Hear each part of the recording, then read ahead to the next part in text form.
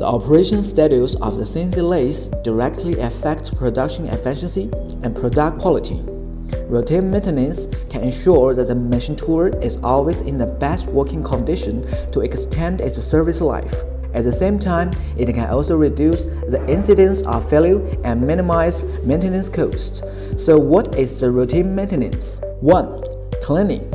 Before turning on the machine every day, check the machine surface for dust, oil, etc. and use a clean rag to clean it. 2. Lubrication.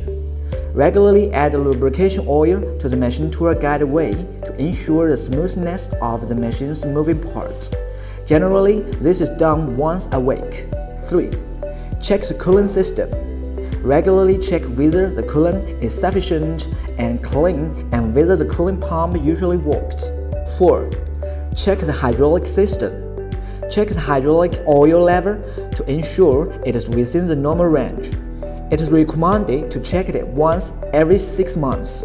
5. Tighten the connection. Whether the screws between the parts are fine or loose.